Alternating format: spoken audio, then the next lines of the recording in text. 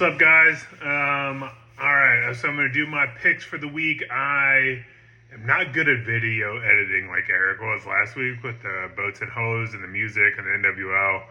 I need to get better at that, but I'm just going to run through these picks real quick and let y'all know what I think's going on.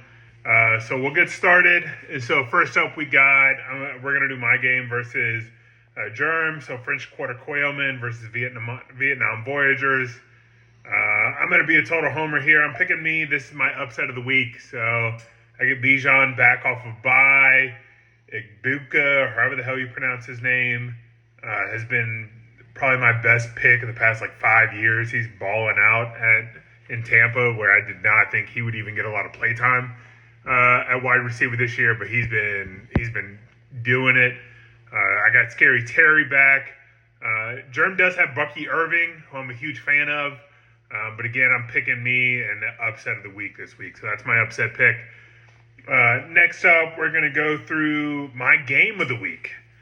The Tennessee Square Tanks versus Miami Cartel. Somebody has to get their first win. We got 2 0-5 teams going against each other.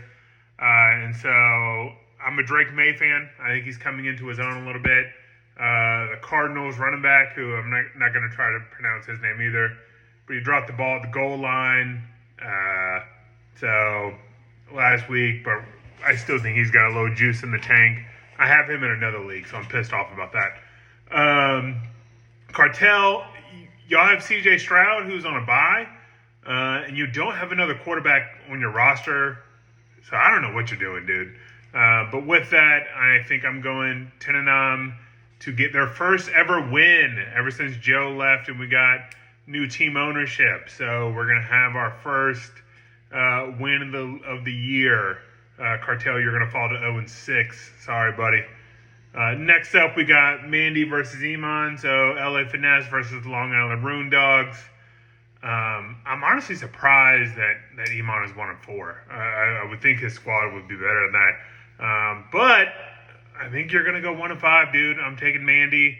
I'm a Jalen Hurts guy. I like Saquon Barkley. I think Derrick Henry's going to have a bounce-back game. She has really good wide receivers, actually. Mandy's got a really solid squad. And so I'm taking her for the win on that one. Next up, we got Tampa Bay Tiger Sharks versus Cameron Cavaliers. I think Baker Mayfield is the NFL MVP right now. He's just been absolutely killing it. I think that this game would be close, or this matchup would be close if Lamar plays. If Lamar Jackson plays, I think Cameron has a chance. But if he doesn't, then I don't think this one will be even close. And so I'm taking Eric. I think he moves to 5-1. But I do think that Cameron Cavaliers is going to be the best 500 team in the league. I think they'll be better than some teams that might have a better record right now.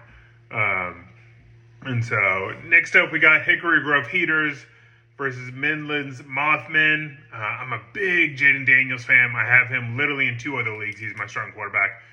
So huge fan of his. Matt, I really like your squad, but I think Mothman is just absolutely loaded. And so I'm taking Preston to get the win here. I think he just top to bottom his roster, he has too much firepower.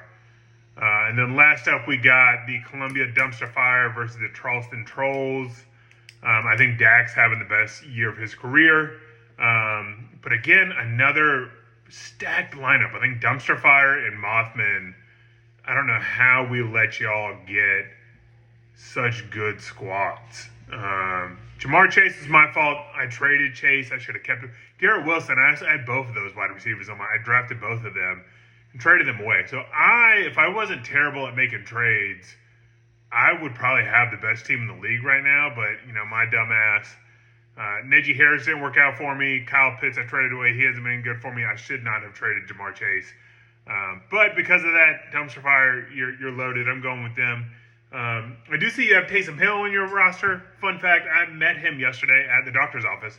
And he is massive. You see him on TV, and I've seen him at games, and he looks like this little skinny white dude running around on the field. But when you see these NFL players in person, if you ever get to meet one, it's crazy how huge these guys are. Like, it's absolutely insane. So that's my picks for the week. Sorry that I'm the member that's MIA most of the time. It is 9 a.m. on a Wednesday, so I'm not cracking open a beer or a drink or anything. So I'm missing that this week. But that's my picks. Y'all have a great rest of your week, and I'll talk to you guys later. See ya.